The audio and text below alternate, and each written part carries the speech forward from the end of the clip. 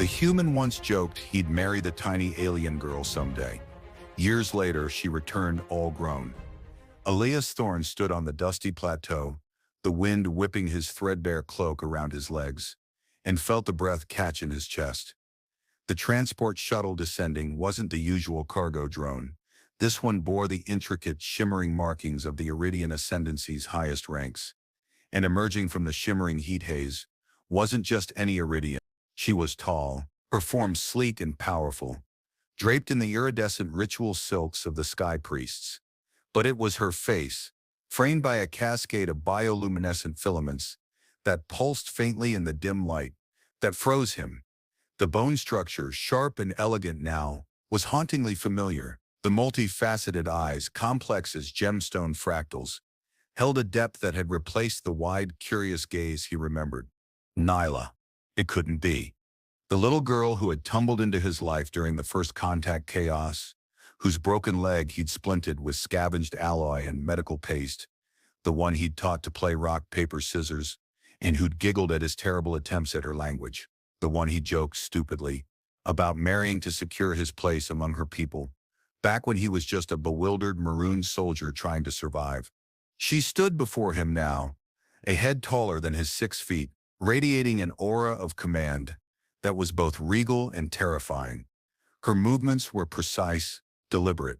She didn't race towards him, didn't shout his name with youthful abandon. She simply was. Her retinue, a dozen silent figures in dark, flexible armor, fanned out behind her, their weapons inert but present. The heat of the arid shrine plain pressed in, dry and stifling, a stark contrast to the humid jungles of his memories from that first contact.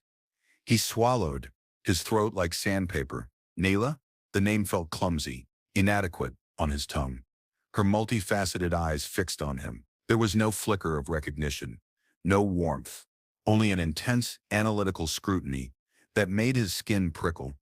Her voice, when she spoke, was low, resonant, and carried none of the high-pitched lilt of her childhood. It was the voice of authority, tempered by ritual formality. Human Elias Thorne. You are designated subject of assessment under the rites of return. Your presence on this sacred soil, 7 cycles after the binding, requires the judgment of the ascendancy. Judgment, not reunion, not remembrance. He felt a bitter, dry laugh rise in his throat, but he choked it back. Of course, he was a human, a relic of a chaotic past. The ascendancy preferred to forget. He hadn't been judged then, merely tolerated as a necessary nuisance during the initial, awkward phase of coexistence on this fringe colony world. He'd stayed, carving out a quiet life as a survivalist guide and salvage expert, trying to bridge the gap, trying to respect their ways even as they remained opaque. He'd heard Nyla had been taken away, sent to the Sky Priest temples for training, part of the next generation of leaders. He hadn't expected to see her again. Certainly not like this. Judgment, he repeated. The word after 7 cycles of living quietly, keeping out of the way, sticking to the treaty zones, one of the filaments framing her face pulsed brighter for a fraction of a second. It was the only hint of internal process he could detect. The rites are ancient. They apply. Your integration was never formally concluded. The Sky Priests require balance. Anomalies must be resolved. You are an anomaly, human Elias Thorne. She paused, her gaze sweeping over him, assessing his worn clothes, his weathered face, the rifle slung loosely over his shoulder. There was no approval, no disapproval, just assessment.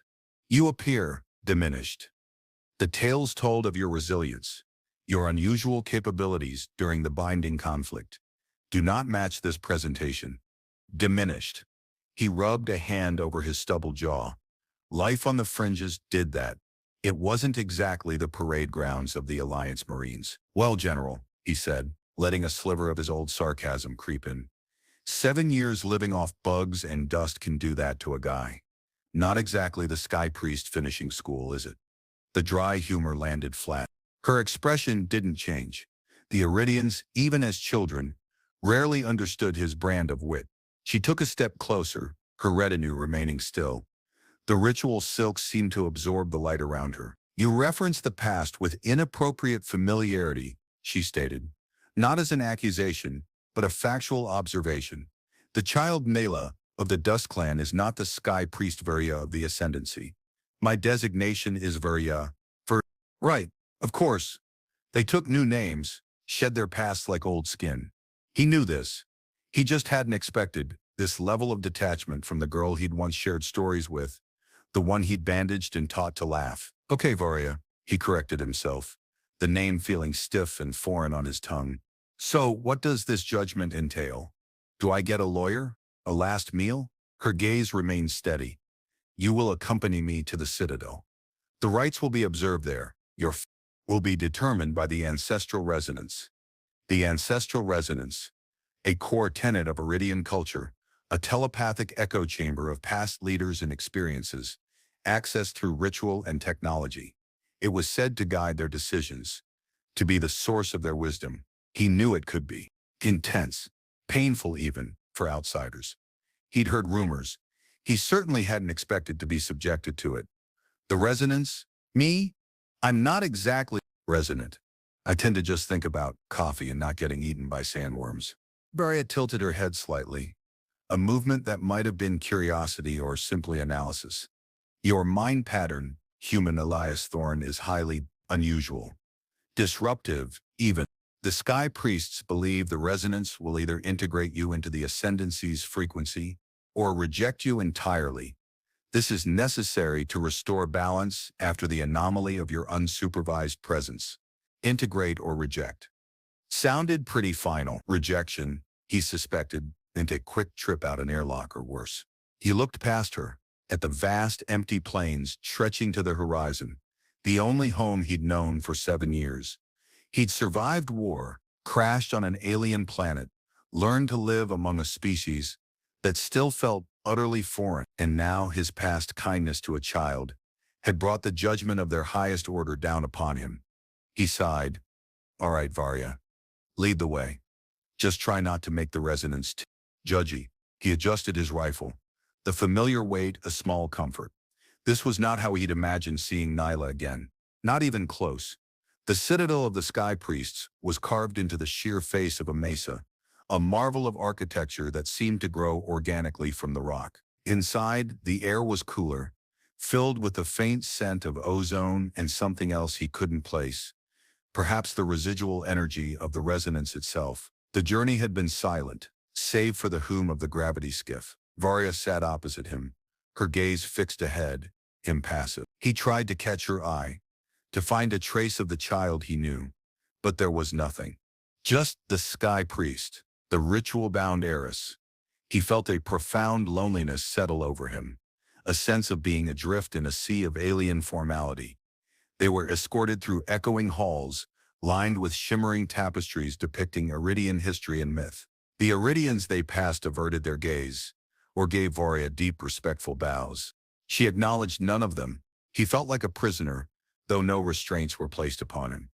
The silence was heavy, punctuated only by the soft padding of their feet and the occasional, resonant hum from deep within the citadel. They reached a vast chamber, the ceiling lost in shadow, lit only by the soft, pulsing glow of strange crystalline structures embedded in the walls. In the center stood a raised platform, and upon it a single ornate pedestal. The air here thrummed with energy. Varya stopped at the edge of the platform. Her retinue remained at the entrance. She turned to face him, her posture rigid. The rite of integration through resonance. You will stand upon the platform. Place your hands upon the pedestal. The ancestral echoes will assess your compatibility with the frequencies of the ascendancy. Resist nothing. Resist nothing. Easier said than done when dealing with an alien telepathic mind meld. He knew the stories, raw emotions, ancient memories, collective consciousness flooding your own mind. It could break a weaker psyche. He wasn't weak, but he was human, and from what he understood, human minds were chaotic, noisy, and distinctly not Iridian. So I just plug in, he asked, trying to inject a little levity into the oppressive atmosphere. It failed, predictably. Varya stepped onto the platform. This is not a jest, human Thorn. This determines your right to exist within our domain. Failure to resonate harmoniously has consequences. Her voice was flat, but the faintest ripple passed through the bioluminescent filaments around her face, like distant heat lightning. A warning or something else? He took a deep breath. What choice did he have? Running wasn't an option. He was deep inside their most sacred place. Fighting was suicide. His only path was forward, into the unknown frequencies of the Iridian mind. He stepped onto the platform, the stone cool beneath his boots. He approached the pedestal. It was smooth, dark, radiating a subtle warmth. He hesitated for a moment, looking back at Varya. Her expression was unreadable, her eyes like polished obsidian. He wondered, fleetingly, if she remembered anything of the past, if any echo of the child Neela remained within the sky priest Varya. He placed his hands flat upon the pedestal. The surface felt strange, almost alive. A low hum started, originating from the pedestal and echoing through the chamber. The crystalline structures in the walls intensified their glow, casting dancing shadows. He felt a tingling sensation in his fingertips, spreading up his arms. Then it hit him, not like a wave, but like a sudden, violent insertion. Images flooded his mind, ancient and vivid. Deserts under alien suns, great ships soaring through star-dusted voids, battles fought with energy weapons that tore the fabric of reality. Emotions, raw and overwhelming, fear, triumph, sorrow, pride, belonging. Voices, layered and multitudinous, whispers and roars, speaking in a language that wasn't just sound but meaning, thought, being. He saw through the eyes of a warrior planting a banner on a conquered peak, felt the grief of a mother mourning lost young, tasted the exhilaration of scientific discovery. It was too much, too fast, too alien. His own mind reeled, a small bewildered candle flame against a supernova of collective consciousness. He felt a sharp, alien sensation probing at his own thoughts, like 1,000 invisible fingers rifling through his memories. It wasn't hostile, not exactly, but it was utterly invasive. His life flashed before his eyes, not in sequence, but as fragmented bursts. The smell of rain on earth, the taste of his mother's cooking, the terror of his transport crashing, the slow, agonizing process of learning to survive, the quiet satisfaction of building a shelter, the unexpected warmth of bonding with a scared, injured alien child. Nyla, the memory of bandaging her leg, of her small hand gripping his finger, was suddenly optimal, resonating with a strange power within the cacophony of the resonance. The probing focused on that memory, on the emotion attached to it, compassion, protection, a fierce, unexpected tenderness. Then another memory, his stupid, flippant joke about marrying her. It hung there in the swirling mental storm, exposed, vulnerable. He felt a blush rise under his skin. Even here, even now, what must these ancient alien minds think of that? Suddenly, the storm shifted. The overwhelming flood of external consciousness receded slightly, replaced by a distinct familiar presence within the resonance, separate from the ancient chorus. It was Varya. Her mind felt sharp, precise, but beneath that a surprising current of something he couldn't identify. She was observing his resonance experience, his reaction, perhaps even his memories. The feeling of being watched, evaluated on the most fundamental level, was unnerving. The resonance pulsed, intensifying the memory of Neela, the child. It felt like a question, directed at him, and perhaps at Varya too, from the collective mind. What was the nature of this bond? What was the significance of this past interaction? He projected his truth into the current, not through thought, but through feeling. A genuine connection born of shared vulnerability and unexpected kindness in a harsh world. He felt the ancient mind sift through it, analyze it, then a new set of images intruded. Varya's memories. Flashes of her childhood, not with him, but within the sky priest temples. Rigorous training, demanding rituals, constant pressure, emotional suppression enforced with chilling efficiency. He saw her learning to control her own resonance, to navigate the complex currents of the ancestral geckos. He saw moments of loneliness, of buried fear, of a desperate yearning for something undefined. He saw her observing him from afar over the years, reading reports, watching surveillance feeds, her analytical mind logging his movements, his survival, his quiet integration into the periphery of their society. And then, the summons, the rites of return, her task, to judge him, the anomaly tied to her own suppressed past. The resonance pulsed violently around the memory of his marriage joke. It wasn't just his memory now, it was entangled with hers, with the Iridian cultural concept of binding and union. He felt a jolt of understanding. Marriage, to the Iridians, wasn't just a social contract, it was a ritual, often telepathic or energetic, a true merging of beings under the ancestral eye. His joke, even made in ignorance, touched upon something deeply sacred and ritualistic.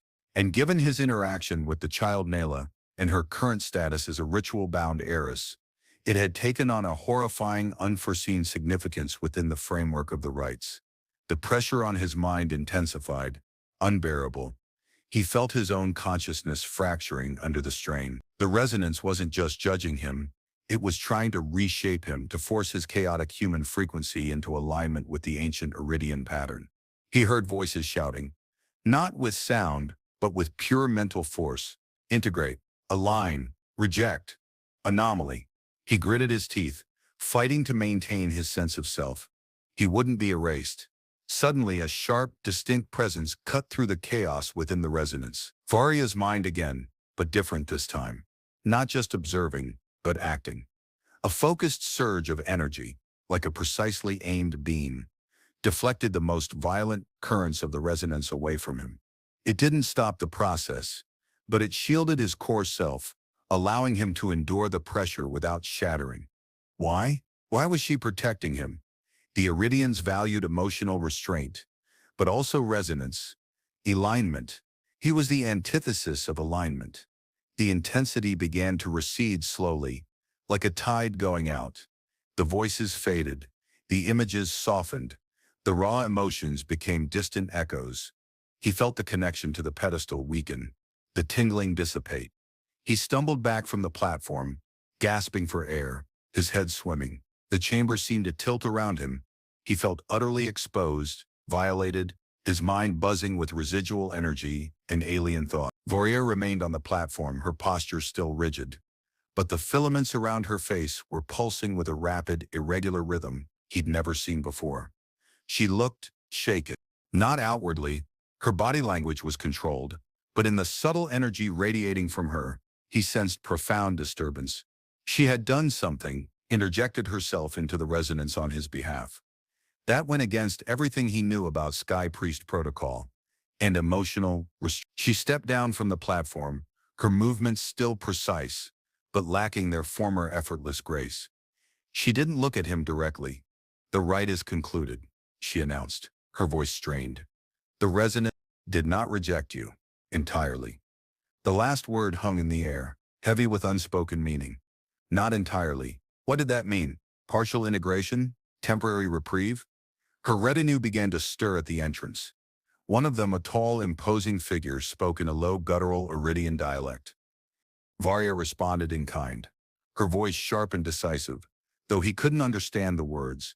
He caught phrases from the resonance echoing in his mind. Anomaly, unforeseen, binding, union. Varya turned to him then, her multifaceted eyes finally meeting it. The look in them was complex, a mixture of analysis, frustration, and something else he couldn't decipher. It wasn't the cold, blank gaze from before. Human Elias Thorne, she said, her voice regaining some of its authority, though it still held a tremor. The ancestral resonance has declared an unprecedented outcome. Your mind pattern created a significant disruption, yet did not shatter. Furthermore, the echoes registered a potential resonance connected to your past interaction with the child Neela. Specifically, the hypothetical declaration of future binding. He winced. His stupid joke. Of course the resonance would seize on that. It was a declared intent of union, however flippant, however ignorant, connected to a member of the bloodline being tested. Look, Varya, I was just a confused kid, stuck on an alien planet, trying to make friends. That was a joke. A really bad, culturally insensitive joke, clearly. I didn't mean, meaning is irrelevant to the resonance. she interrupted, holding up a hand. Intent is interpreted through energetic frequency and ancestral precedent. Your declared intent, however flippant, combined with the perceived protective and resonant frequency of your mind during the rite, has triggered a specific, rarely invoked protocol. She paused, the filaments on her face pulsing rapidly now. The rites of auxiliary binding. Auxiliary binding? He hadn't heard of that one. What is that? Is that better or worse than full-on rejection? Varia looked away, towards the pulsing crystals in the wall. It is done, a conditional union, not a full ritual marriage which requires deep, mutual resonance and bloodline alignment. But it is a formal link, a test. She turned back to him, her gaze intent. The resonance demands that the anomaly of your presence, tied to a potential future binding, be resolved through guided integration. Under the rites of auxiliary binding, you are formally bonded to a member of the ascendancy hierarchy, for a period, to assess your capacity for true resonance and loyalty. And as the sky priest who initiated your rites, and the one whose past connection to you was highlighted by the echoes, I have been designated your bind partner. His jaw dropped. You? I have to. What? I be bonded to you. Like, we're getting married? 'Cause I made a bad joke years ago? Not married, she corrected, though the distinction felt thin as paper. Bound. It is a ritual pairing, a close association under observation. You will reside within my quarters. In the citadel, you will accompany me on my duties. You will learn the ways of the ascendancy. Your mind pattern will be monitored. At the conclusion of the assessment period, the resonance will judge the success of the auxiliary binding. Full integration into the ascendancy. I. Final rejection. This was insane. He was being forced into a ritualistic, potentially telepathic binding with a woman who was once a child he cared for, all because his brain was weird and he made a dumb joke that the cosmic alien internet latched onto. So I go from being a quiet survivalist to your new house guest? And if I don't pass your alien pop quiz, I'm spaced? Varia nodded, her expression grim. Effectively, this is the decision of the ancestral resonance. There is no appeal. Her retinue moved forward, flanking him. They weren't threatening, but their presence left no doubt about his lack of options. Come, human thorn, we must begin the observances of the auxiliary binding. She didn't offer a hand, didn't soften her stance. But as she turned, he saw, just for a fleeting moment, a flicker of uncertainty in her multifaceted eyes, a brief perturbation in the rhythm of the glowing filaments that hinted at the turmoil beneath the sky priest's stoic facade. She was bound by ritual, yes, but this unexpected turn of events had clearly affected her more than she let on. Perhaps the child Mila wasn't entirely gone after all. And now, he was tied to her, intimately and inescapably, by the judgment of an ancient, alien consciousness. His new quarters within the citadel were stark and minimalist, yet surprisingly comfortable. The walls pulsed with a faint, soothing light, and the air was perfectly conditioned. There was no window, but a large viewport looked out onto a simulated starfield, a concession he suspected to his off-world origins. Varia's quarters, he presumed, were nearby. He still couldn't wrap his head around it. Auxiliary binding, forced proximity with the woman who had been Nyla, now a high-ranking sky priest, tasked with judging his worthiness to exist. It was like something out of a bad, surreal dream. He was left alone after being shown the room, his few meager possessions from his old camp having been retrieved and placed neatly on a floating shelf. He paced the room, running a hand through his hair. His rifle had been taken, respectfully, but firmly. He was unarmed, dependent on his bind partner. He stopped in front of the viewport, watching the simulated stars drift by. This was his life now, a test subject in an alien ritual marriage, his future hanging on the verdict of a telepathic hive mind, and the judgment of a woman he barely recognized. Hours passed. He didn't know what he was supposed to do. Wait? Explore? He tried the door. It wasn't locked. He stepped out into the corridor. The same pulsing light filled the space. It was silent. He walked slowly, cautiously, down the hall. He passed several other doors, identical to his. He heard no sounds of life. Where were the other sky priests? Where was Varia?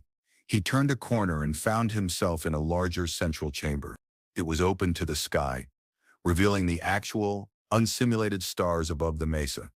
In the center was a shallow pool of liquid that shimmered with the same bioluminescent light as the iridian filaments. Varia stood beside it, her back to him. She had shed the ritual silks, wearing a simple, dark tunic that clung to her. The filaments around her face were still, their light a soft, constant glow. She was looking down into the pool, her posture still tense. He hesitated, then cleared his throat. Varia. She flinched slightly, a minuscule movement, before turning slowly to face him. Her multifaceted eyes seemed darker in the dim light. Human Thorn, you are permitted to leave your quarters, but remain within this level of the citadel unless escorted. Her voice was back to its formal, controlled cadence. Right. Escorted or bonded? Which is it now? He couldn't help the dry tone. She didn't react to the humor. Both. The auxiliary binding implies a constant state of observation and proximity during the assessment period. You are effectively under my direct stewardship. She still wouldn't look directly at him, her gaze fixed somewhere over his shoulder. Stewardship. Fancy word for being tied to your side. He walked closer, stopping a respectful distance away. Look, about that binding and the joke. I'm really sorry if that caused problems. I didn't understand. I didn't know it would get picked up by the cosmic internet. She finally met his gaze, and he saw a flicker of something. Annoyance? Resignation? It is done. The resonance interprets patterns and frequencies. Your flippant intent was irrelevant.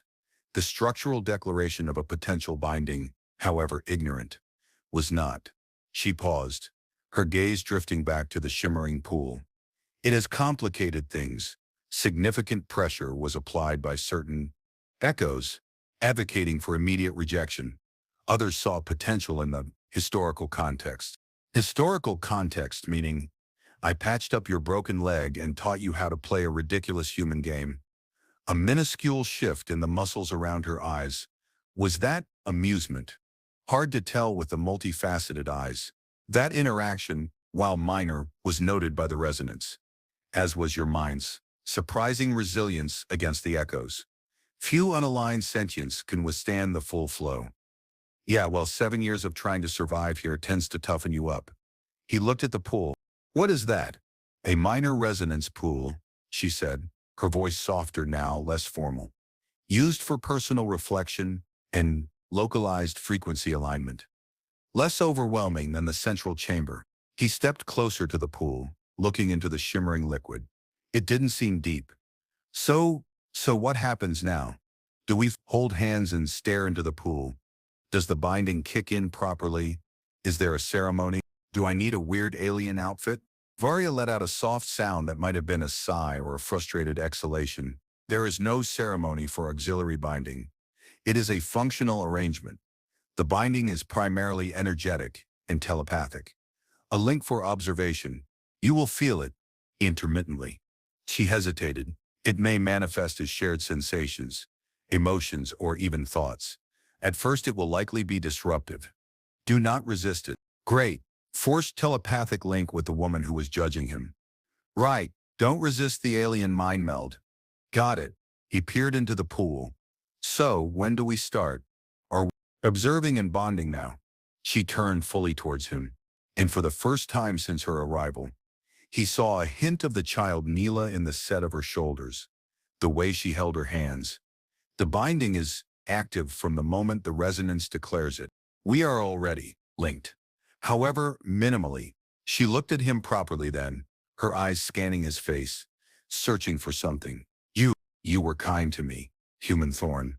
When I was small and afraid, the unexpected admission caught him off guard. It was the first acknowledgement of their shared past, of the child she had been. You were just a kid. Anyone would have helped. Not anyone, she said quietly. Not then. The binding period was chaotic. Fear was prevalent. You showed compassion, where others show indifference or suspicion. Her gaze held his. The resonance remembers that frequency. It is why auxiliary binding was permitted, rather than immediate excision. Excision, right? So his past kindness literally saved his life. Thank you, he said, the words feeling inadequate for saving him from excision. Gratitude, unnecessary, she replied, pulling back slightly, the sky priest facade snapping back into place. It was a past event. This is the present. We have a duty now, to the ancestral echoes, to the ascendancy. She straightened her shoulders. The auxiliary binding requires proximity, and compatibility assessment extends to all aspects of existence. She gestured towards a doorway he hadn't noticed before, leading off from the chamber near the pool. My personal quarters are there. You will require lodging. He looked at the doorway, then back at her. The implications were clear, and frankly astonishing. You mean, I'm staying with you? Sure, in your room.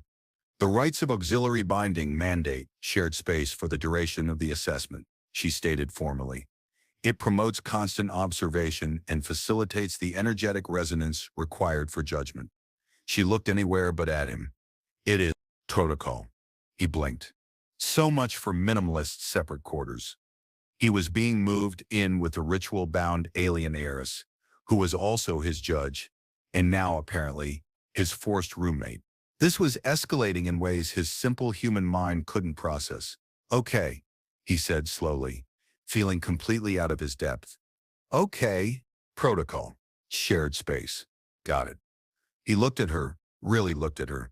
The stern expression, the controlled posture, the glowing filaments. She was a powerful, alien being, bound by duty and ritual. And somewhere inside, there was still a ghost of the child he had known.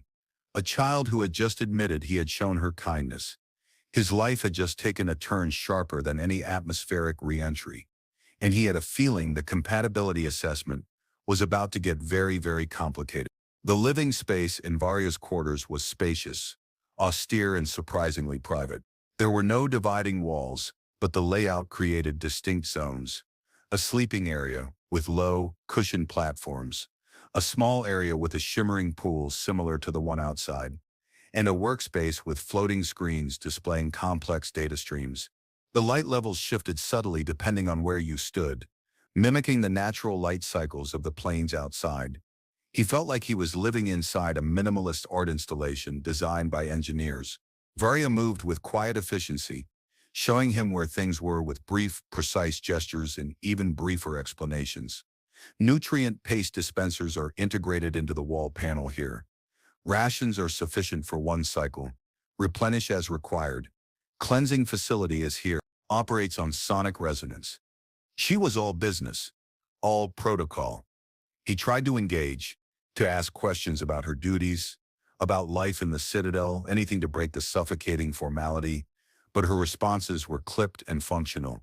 They settled into an awkward rhythm. She spent most of her time at the data screens, her fingers tracing patterns in the air that manipulated the displays. He hovered awkwardly, unsure what he was expected to do. Was he supposed to watch her, ask probing questions, sit in a corner and try to look compatible? What exactly does compatibility assessment involve? He finally asked, leaning against a smooth, curved wall. Do I get graded? Is there a test? Varya paused her work, turning her head slightly. It involves assessing your capacity to integrate your mind pattern and energetic frequency with the Iridian collective. Your ability to understand and adhere to ascendancy principles. Your potential contribution. She turned back to her screens. It is not a test with discrete questions. It is continuous observation of your actions, your reactions, and through the binding link, your internal state. So, Big Brother, but inside his head, courtesy of the alien he used to give piggyback rides. So, you can just hear my thoughts? Not precisely, she replied, her voice calm. The auxiliary binding facilitates the transfer of emotional and energetic resonance. Unfiltered thought is chaotic. However, strong emotional states or significant shifts in your energetic frequency will be perceptible to me and to the resonance monitors within these quarters. Great. He had internal surveillance. He tried to consciously empty his mind, thinking only of boring things like laundry and toast. It felt ridiculous. What about your internal state? He ventured. Does the binding work both ways? Can I sense your emotions? She was silent for a long moment, The filaments around her face pulsed faintly. The Iridian mind is disciplined. We are trained from the first shedding to control our emotional output. The Sky Priest path emphasizes restraint. You will perceive only what I allow, or what is necessary for the binding's function. So, a one-way street. His chaotic human feelings broadcast for analysis, while hers remained locked down. He felt a prickle of resentment, then immediately tried to suppress it, remembering the internal monitors. Right, fair enough, I guess. Different rules for the natives. He wandered over to the sleeping platforms. They looked firm but soft. So, how does the sleeping arrangement work? Is there a protocol for that too? Varia finally turned away from her screens completely, her gaze direct and level. The rites require proximity during the assessment cycle. We will occupy the same space. This facilitates the necessary energetic exchange. She gestured towards the two platforms. There are two. You will take one. It was a simple statement, devoid of inflection, yet it hung in the air, thick with unspoken implications. They would be sleeping in the same room, within feet of each other. The woman who was both Neela and Varya, his judge and his bond partner. His mind immediately supplied a dozen scenarios, none of them helpful or appropriate. He cleared his throat. Okay, two platforms. Got it. He walked over to the one furthest from her workspace. He sat on the edge. It was indeed enduring but comfortable. So, this is it. We just exist here together until the assessment is over. That is the primary function of the auxiliary binding, she confirmed. To observe your capacity for integration through shared existence. You will accompany me during my duties, when appropriate. You will be instructed on ascendancy culture and law. Your reactions will be noted. He lay back on the platform, staring up at the subtly shifting light on the ceiling. Right, like being on a reality show, but for aliens who don't laugh at my jokes. Again, that almost imperceptible flicker around her eyes. He was starting to think it was the closest thing he'd get to a smile. Humor is not a recognized metric in compatibility assessment. Human thorn. Elias, he corrected gently. My name is Elias, she paused. Elias, she repeated, the name sounding strange and deliberate on her tongue. Very well, Elias. Ensure your internal state remains conducive to assessment. He closed his eyes, trying to quiet his racing thoughts. Conducive to assessment. Right. No panicking about being telepathically monitored by the woman who used to be a kid he knew. No inappropriate thoughts, no dwelling on the sheer absurdity of his situation. Just be conducive. He felt a wave of weary resignation wash over him. This was going to be a long assessment period. And as he drifted towards an uneasy sleep, he felt a faint alien presence at the edge of his consciousness, observing, assessing. Just as she had warned, it was like a hand gently, impersonally, resting on his mind. The binding was active. Days blurred into a strange, intense routine. Elias shadowed Varya, observing her duties. They were complex, involving interpreting data from orbital sensors, mediating minor disputes between clans, and participating in long, silent rituals within the Citadel's deeper levels. He was given access to data scrolls and holographic projections detailing Iridian history, philosophy, and law. He attended lectures, less lectures, more resonant broadcasts directly into the minds of the initiates, which he acquiesced as overwhelming waves of information and emotion he had to struggle to process. It was exhausting, mentally and emotionally. Varia remained distant, the Sky Priest facade rarely cracking. She answered his questions factually, patiently explaining concepts, like ancestral resonance and bloodline duty, but offered little personal insight. The binding link manifested subtly. Sometimes, when she was stressed, he'd feel a prickle of anxiety that wasn't his own. Once during a particularly moving ritual involving ancient chants and light patterns, he felt a profound sense of sorrow wash over him, so intense it brought tears to his eyes, an emotion he instinctively knew was hers, quickly suppressed. These moments were fleeting, glimpses behind the curtain of her control. He learned to recognize the subtle shifts in her glowing filaments. A rapid pulse meant focus or stress. A slow, gentle thrum indicated calm or contemplation. He watched her body language, the tension in her shoulders, the way she held her hands during difficult interactions. He started to see the strain beneath a perfect control. The weight of her duty was immense. During their shared evenings in her quarters, the silence was often heavy. He'd read the data scrolls, trying to absorb the alien culture while she worked at her screens. He'd catch her watching him sometimes, her multifaceted eyes following his movements. His expression, when their eyes met, she'd look away quickly. The physical proximity was a constant, low-level tension. He was hyper-aware of her presence. The faint, clean scent of ozone and something earthy that clung to her, the soft sounds she made when she moved. Sleeping was difficult, his body keyed to her presence just a few feet away.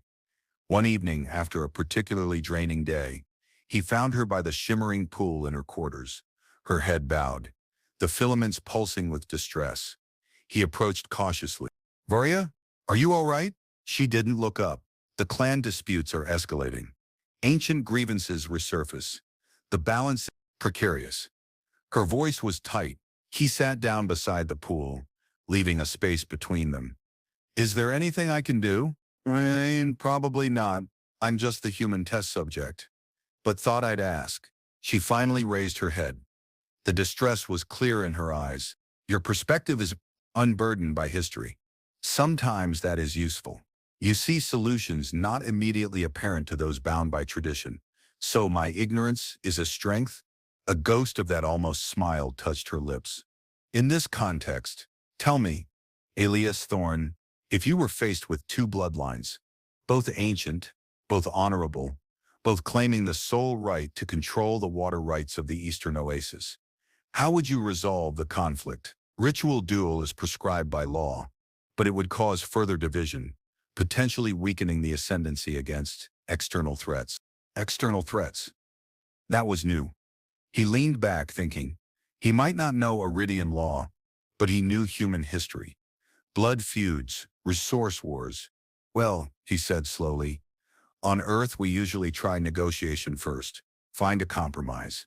Maybe divide the water rights, share them somehow, or find a new water source. Is there unexplored territory? Can you tap into underground reserves? Look for alternatives instead of fighting over the existing pie." Varya was silent, her eyes fixed on him. He felt the subtle shift in her energetic field, a ripple of surprise, of contemplation. "Alternative sources. The Eastern Oasis is singular, but you speak of expansion, investigation, turning the focus outward rather than inward conflict." "Yeah," he said. "Sometimes fighting over what you have just destroys it all. Finding something new that gives everyone a fresh start, something to work towards together." It sounded naive into his own ears, but it was a human approach. She looked back at the pool, her filaments slowing their frantic pulse. "That is, not the Iridian way. We honor what is ancient, what is inherited, but the wisdom of the ancestors also dictates survival." She was quiet for a long moment. "Your perspective is valuable," it is noted. It was the first time she had given him anything resembling praise, or even acknowledgement of his usefulness beyond simply being present for the binding. He felt a small warmth spread in his chest. Maybe he wasn't just a passive subject. Maybe he could contribute something real. The air in the chamber began to hum faintly, different from the usual background resonance. The shimmering pool intensified its glow. "Varya, what is that?" he asked. Her multifaceted eyes widened slightly. "The binding. It is strengthening." He felt it then, not just the subtle awareness of her presence, but something deeper, a connection that felt less like observation and more like resonance. He felt a sudden surge of her current emotion, not just distress about the clans, but a profound loneliness, a sense of being isolated by her duty, trapped by ritual, and tied to it, a hedonant, fragile awareness of him, the anomaly who had unexpectedly offered a different perspective, who saw past the sky priest to the struggling person within. It was overwhelming, an intimacy that transcended words. He looked at her, truly seeing her vulnerability for the first time since she had arrived. The control was still there, but the binding had bypassed it, revealing the raw emotion beneath. He reached out, instinctively, wanting to offer comfort, His hand hovered between them. He wasn't sure if he should touch her. Touching wasn't a casual thing for Iridians. She met his gaze, and in her eyes, he saw not just the sky priest, but Nyla, the child who had reached for his hand 7 years ago. The connection through the binding intensified, a silent dialogue passing between them. It wasn't telepathy in the sense of words exchanged, but a direct transfer of emotional state, of deep, unspoken needs and fears. He felt her hesitation, her ingrained restraint warring with the pull of the strengthening binding. The pool between them pulsed brighter and brighter, the hum deepening into a low thrum that vibrated through the room, through his very bones. The air grew warm, charged with energy. This was it. The binding wasn't just observational. It was merging. He felt his own emotions laid bare to her, his loneliness, his fear of rejection, but also the unexpected affection that had rekindled when he saw her again.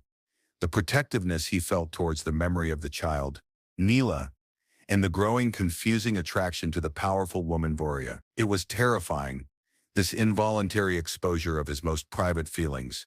Voria's hand twitched towards the pool, then back. Her breathing was shallow. The filaments around her face pulsed with a dazzling, erratic light show. He felt her internal conflict raging, duty versus something ancient and fundamental stirred by the resonance, by his unexpected presence, by the exposed echo of his past kindness and stupid joke. The energy in the room peaked.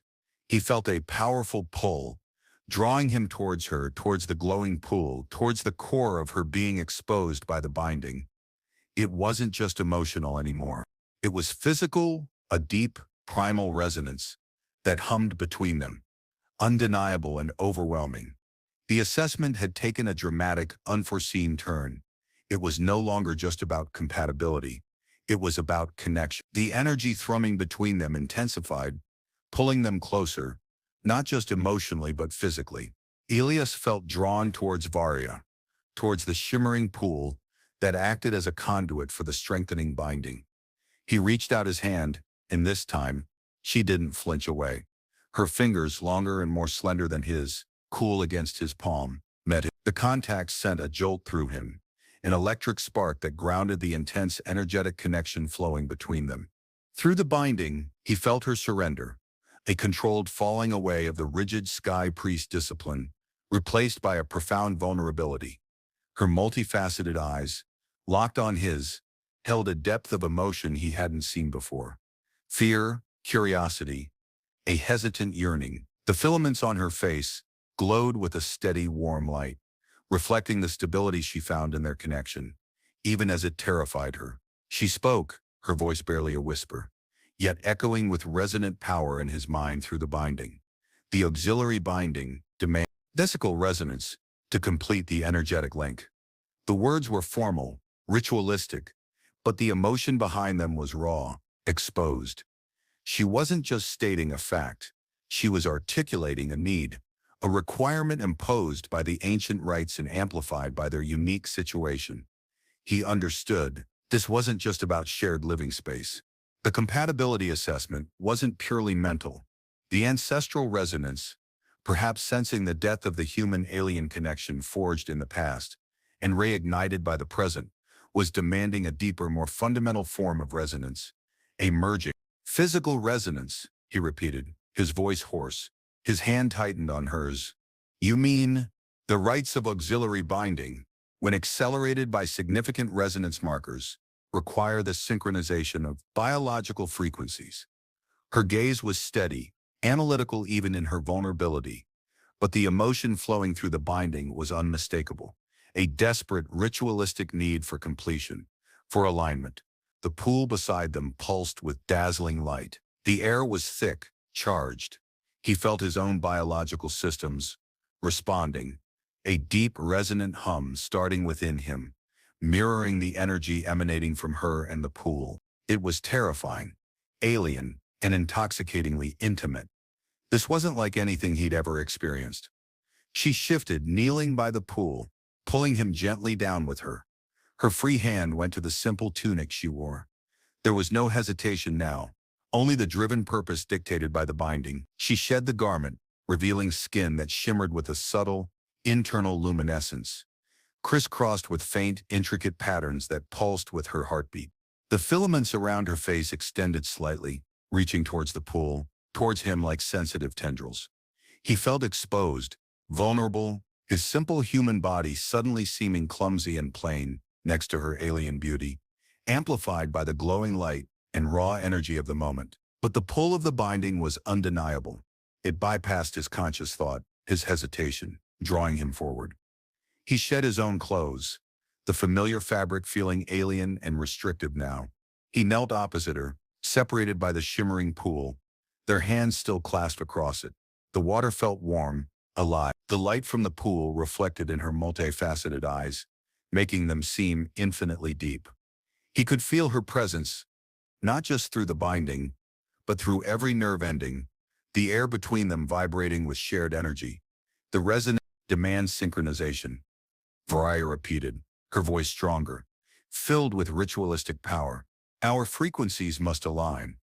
Our bodies must resonate. She guided his hand, bringing their palms together, flat against each other. He felt the unique texture of her skin, smooth yet subtly abrasive, alive with tiny movements he couldn't see. A wave of energy flowed from her into him, then back, creating a circuit. The humming in the chamber intensified to a roaring crescendo. The pool erupted with light. He felt his very cells vibrating, aligning with an alien frequency. It wasn't just a physical sensation.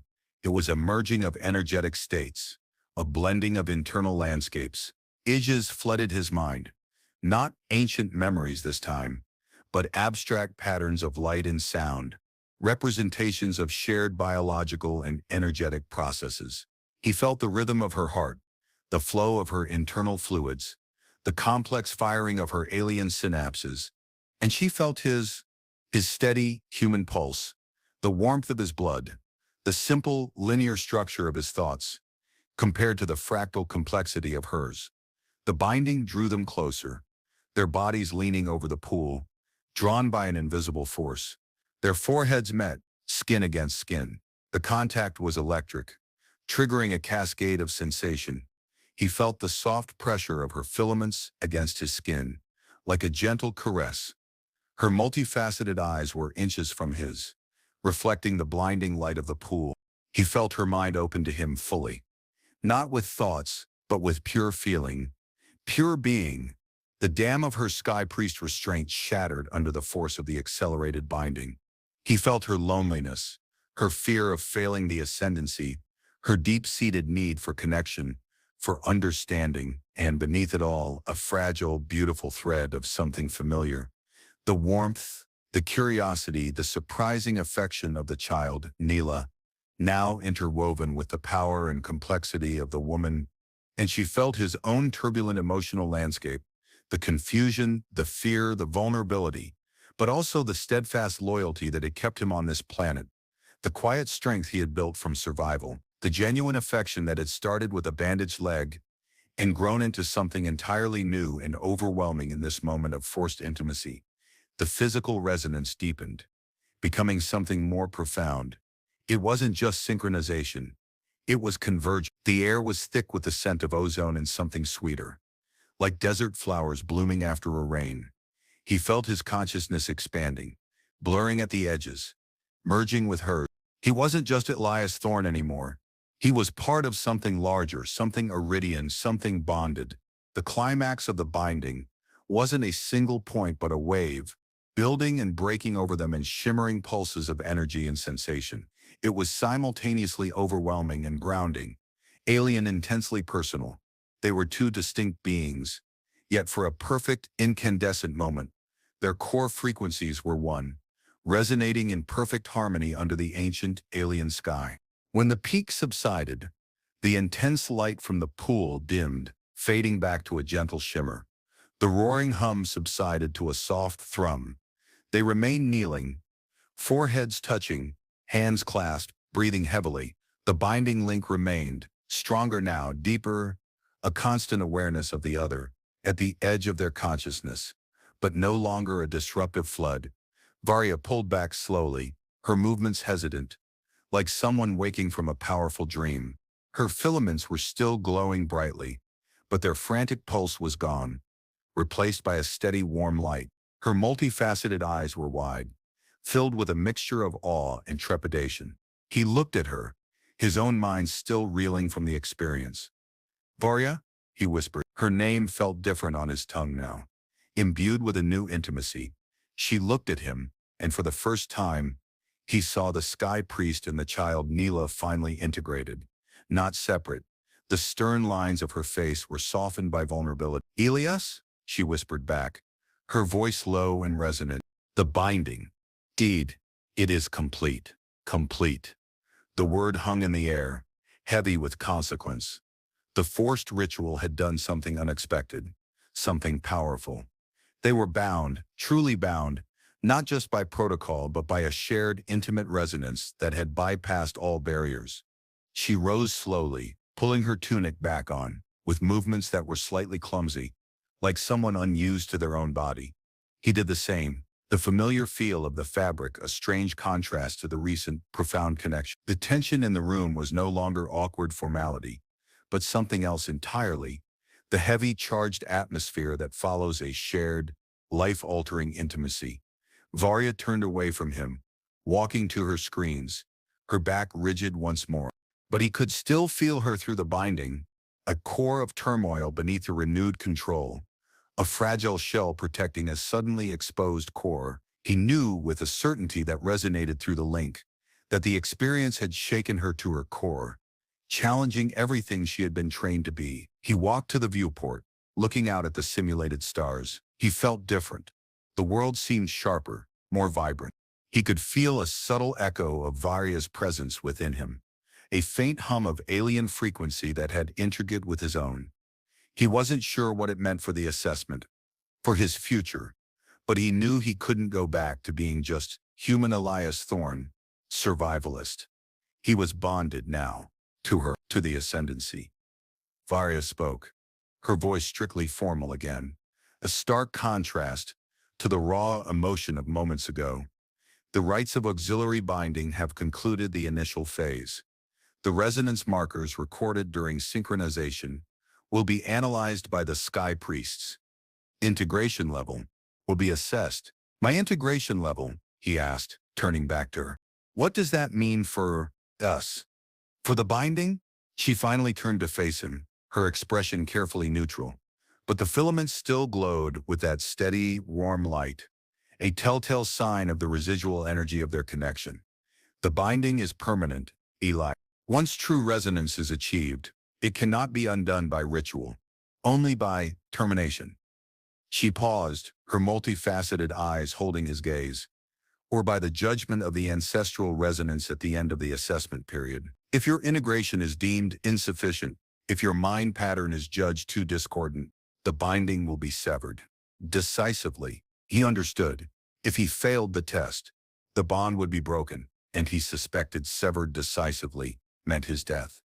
The intimacy they had just shared, the profound connection, was both his lifeline and the instrument of his potential destruction. He was tied to her, soul to soul in the most literal sense he could imagine, and his survival depended on whether his human essence was compatible with the ancient, alien consciousness that now partly resided within him and within her. The assessment was far from over. It had just become infinitely more personal. The days following the synchronization were marked by a profound, unsettling shift in their dynamic. The binding was now a constant, undeniable presence, a quiet hum beneath the surface of their interactions. He was aware of Varya in a way that transcended sight or sound. He could feel the subtle shifts in her mood, the faint echoes of her thoughts, not as clear words but as emotional tones, as waves of energy. And he knew she felt the same from him. His own, less disciplined internal state laid bare to her, and the monitoring systems. The formal distance between them persisted, but it was now layered with an intense, unspoken awareness, a heavy intimacy that made every shared glance, every moment of physical proximity, charged with tension. They continued their routine, his cultural instruction, her demanding duties, the quiet evenings in her quarters. But everything was different. He found himself instinctively anticipating her needs. A flicker of fatigue from her through the binding, and he'd quietly prepare a nutrient paste, a wave of frustration from a difficult negotiation, and he'd sit near her screens, a silent, grounding presence. She, in turn, began to respond to his internal state, subtly adjusting the light levels if he felt a headache brewing, or directing him to the small pool for a resonance calming session if his anxiety spiked. The dry humor he occasionally employed landed differently now. Sometimes, he'd feel a spark of something akin to amusement from her through the binding, even as her face remained expressionless. Other times a joke would fall flat, met with a wave of confusion or mild disapproval from her, and he'd feel the instantaneous awkward feedback loop of the binding. One evening she returned to her quarters visibly shaken, the filaments around her face flickering with uncontrolled distress. Through the binding, he felt a surge of pure, unadulterated fear, colder and sharper than anything he'd felt from her before. "Varya, what happened?" She sank onto a platform, her posture rigid, but her body language screaming distress. The High Council, they debated the resonance findings.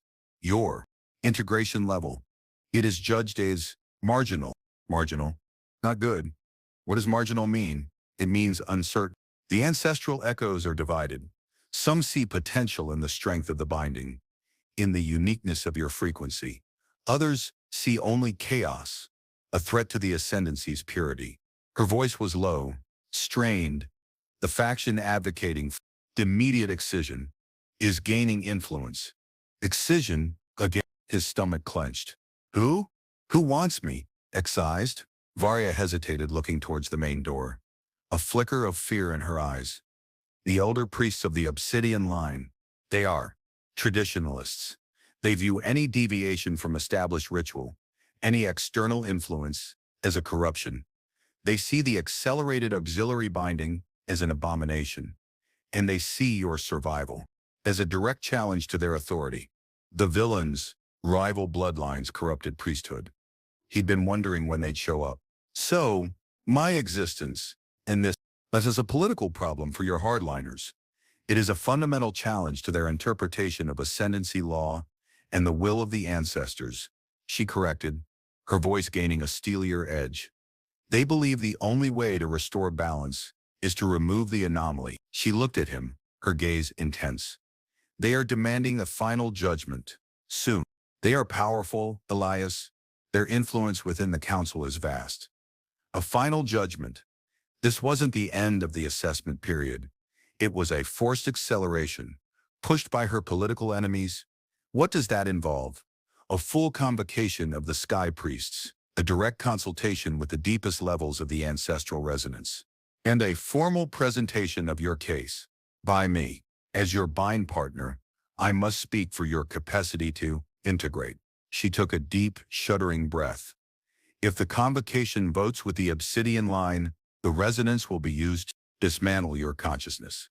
Irreversibly. Dismantle his consciousness. That was a horrifying way of putting it.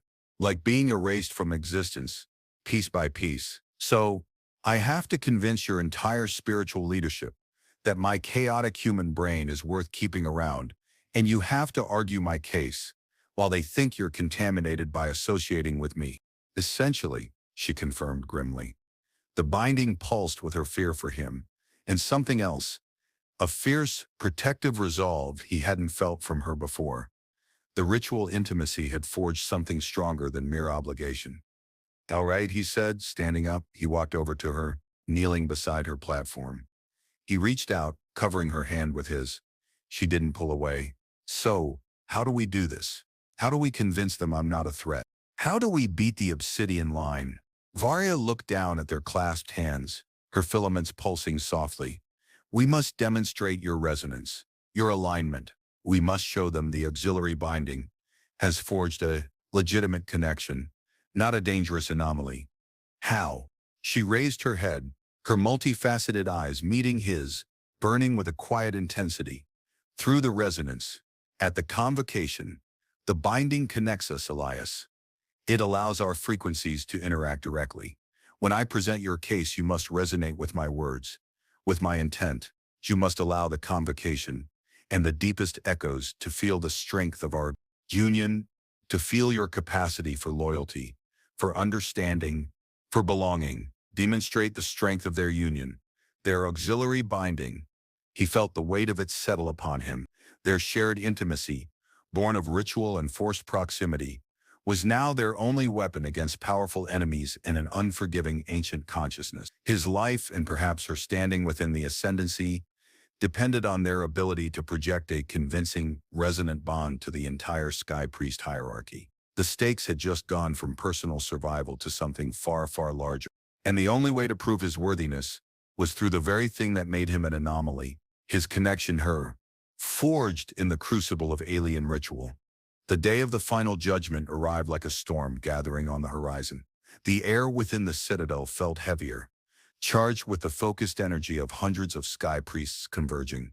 Elias walked beside Varya, his heart pounding a frantic human rhythm against the steady, low hum of the binding that connected them. Varya was back in her ceremonial silks, looking every inch the formidable sky priest heiress, her posture perfect, her expression serene. Only the subtle, rapid pulse of the filaments around her face betrayed the tension she held tightly in check.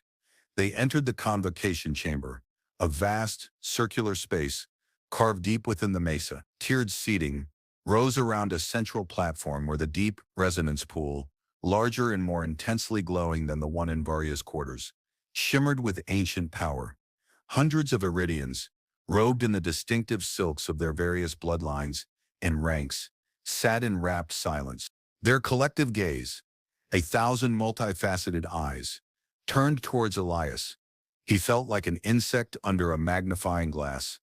At the head of the chamber sat the High Council, a dozen figures radiating immense authority. In the center sat the elder priest of the obsidian line, his silks the deepest, most light-absorbing black, his expression one of severe, unwavering disapproval.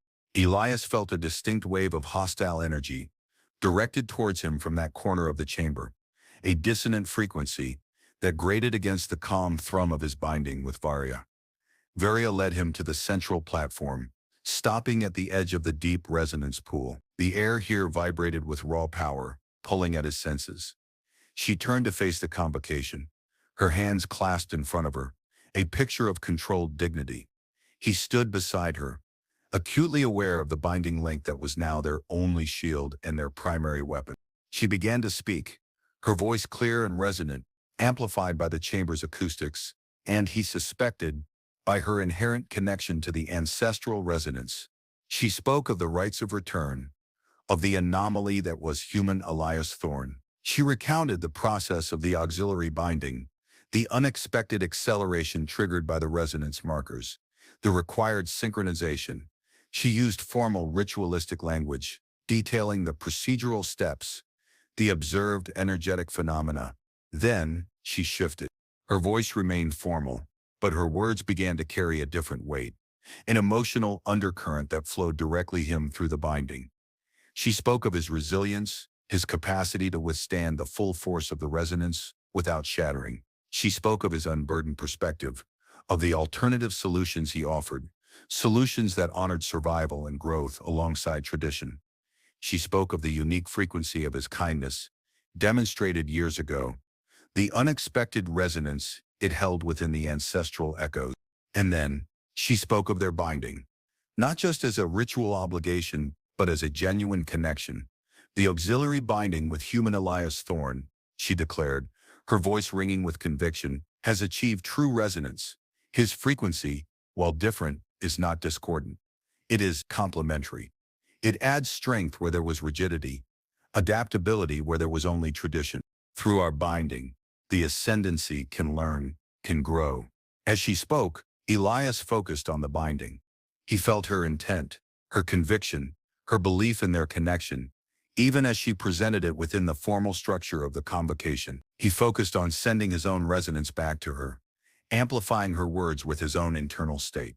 He projected his sincerity, his willingness to learn, his loyalty to her, and through her to the potential he saw in the ascendancy. He projected the quiet strength he had built through survival, the unexpected tenderness that had linked him to a child, and the profound sense of connection forged in this synchronization.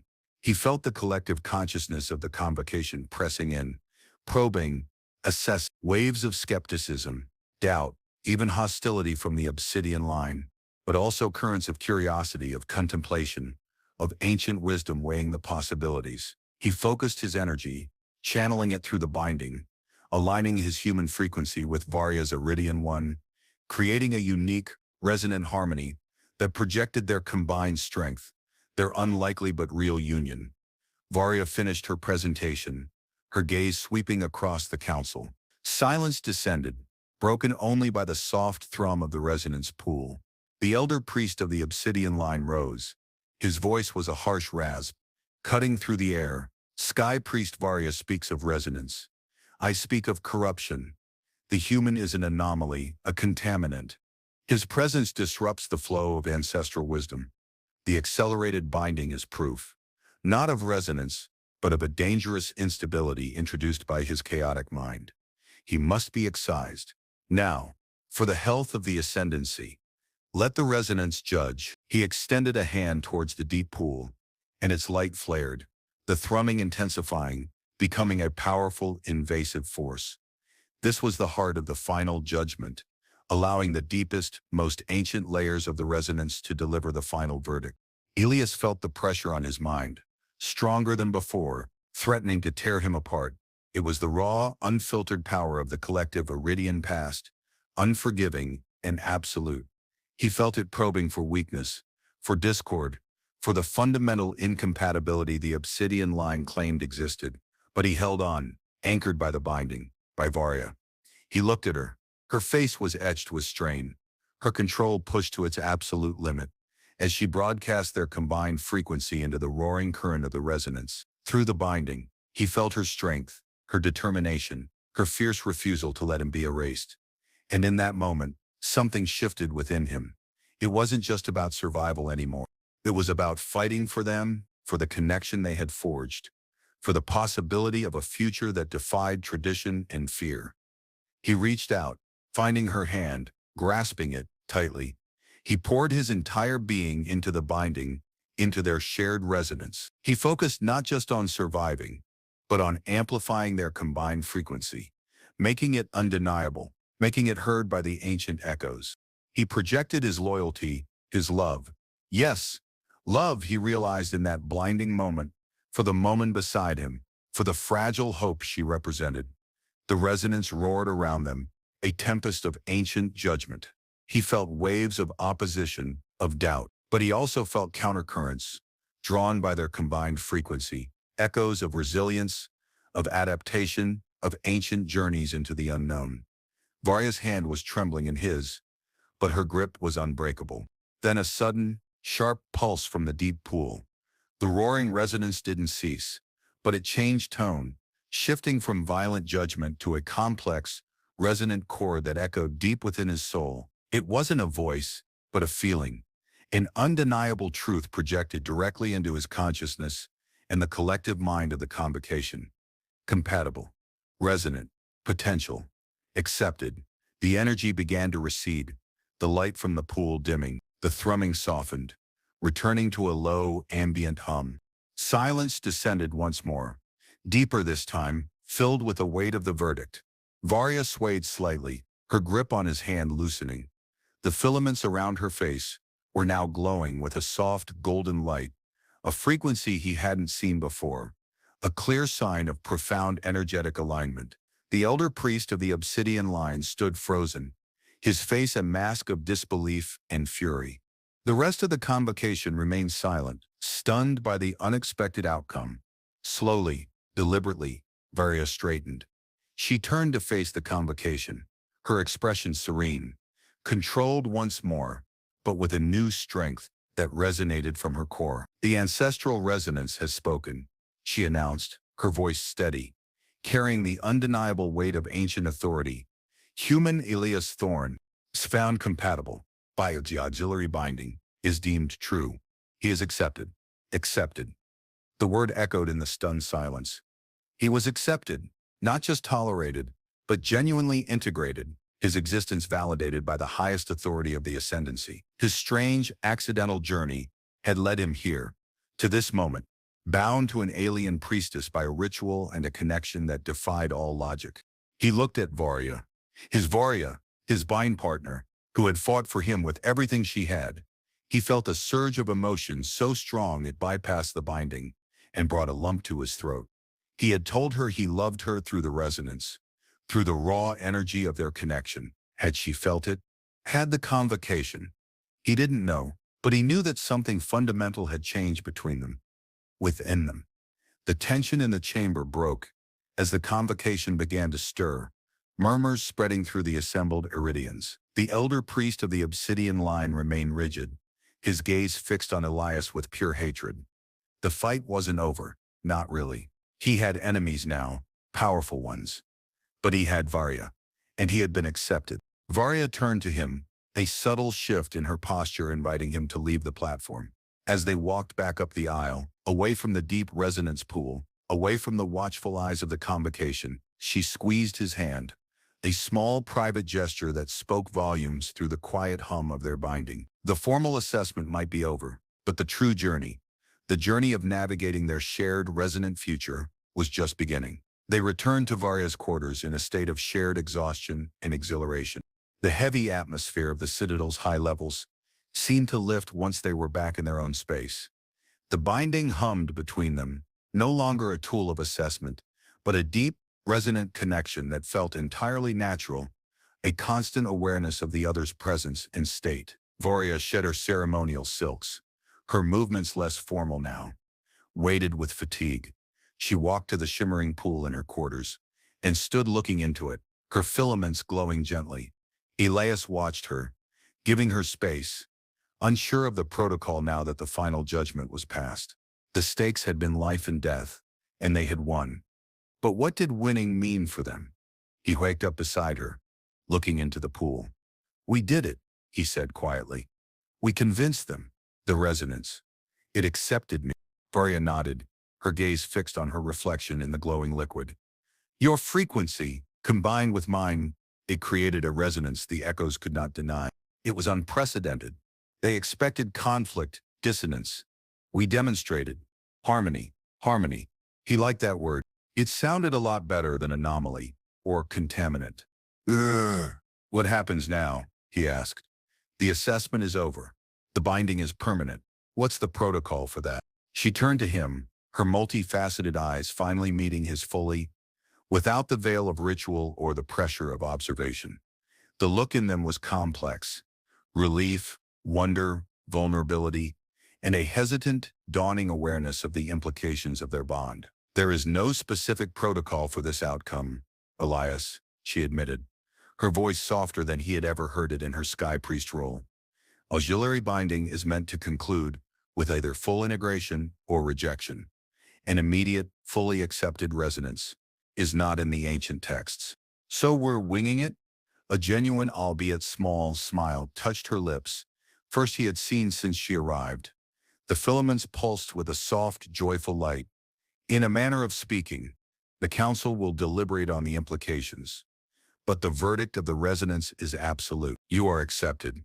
You are bound." She reached out then, her hand going not to his, but to his face, her long, slender fingers tracing the line of his jaw. The contact was tender, exploratory. Through the binding, he felt a surge of pure affection, unburdened by duty or fear. It was Nyla's affection, grown and deepened within Varya's powerful core. "The binding," she murmured, her touch sending shivers through him. "It revealed everything, Elias. My duty, my fear, and my unexpected resonance with yours." He covered her hand with his, holding it against his cheek. "I felt it too, Varya, all of it. And what I felt from you, from Nyla, it was real." Her gaze searched his, deep and intense. "You projected powerful resonance during the judgment. Emotions, unfamiliar, yet compelling. Loyalty, hope, and something else.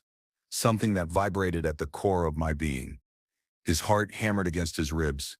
He had to know if she'd felt it, if she'd understood. "Love," he said, the words simple and freighted with meaning. "I projected love, Varya, for you, through the binding. Did you feel that?" Her filaments pulsed with a sudden, intense brilliance. Her eyes widened slightly. Through the binding, he felt her shock, her surprise, And then the hesitant, fragile echo back, a resonance that matched his own. Love, she repeated, testing the human word. It is the most powerful frequency. The resonance registered it. It was undeniable. She leaned into his touch, her forehead resting against his, just as it had during the synchronization. I felt it, Elias. Your love, and I found a resonance within myself that answered it. The words "Matenant" through the binding and spoken aloud in her soft, resonant voice were more potent than any energy surge. He wrapped his arms around her, holding her close. She stiffened for a moment, unused to the gesture, then slowly relaxed into his embrace, her own arms wrapping tentatively around his waist. The binding pulsed between them, a constant, comforting thrum of shared energy, shared emotion. They stood like that for a long moment, two disparate beings bound by fate, ritual, and a love that had grown in the most unexpected soil. The threat of excision was gone, replaced by the challenge of navigating a future that was entirely their own. Future where a human survivalist and an alien priestess were bound by a resonance the ancient ancestors had deemed worthy. The obsidian line would not forget this. Political challenges remained, but in the quiet intimacy of her quarters, wrapped in the tangible energy of their bond, none of that mattered. He was here. She was here. They were together. And the compatibility assessment in the end had found them perfectly, undeniably, resonant. Their story had just truly begun.